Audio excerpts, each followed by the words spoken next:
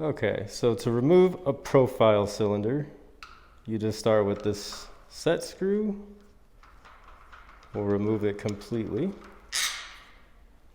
And then you'll take the existing key, place it into the keyway, and you'll just turn it a quarter turn. All you're trying to do is take this little tab, push it straight up to allow it to come out smoothly.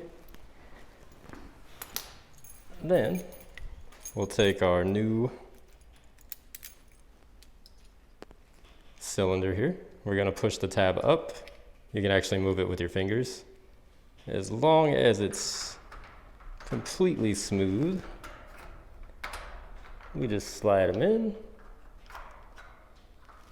And we'll take our new set screw, line him up.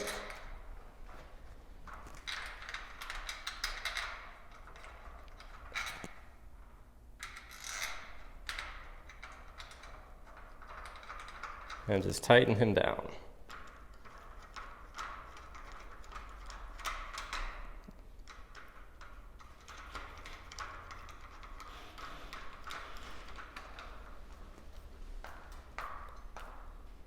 Now sometimes, like this door, our new set screw is going to be too long.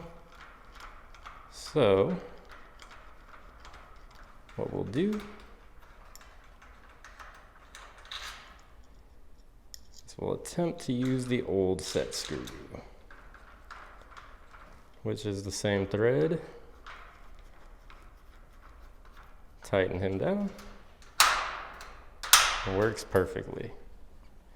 That's how you remove and install a new profile cylinder.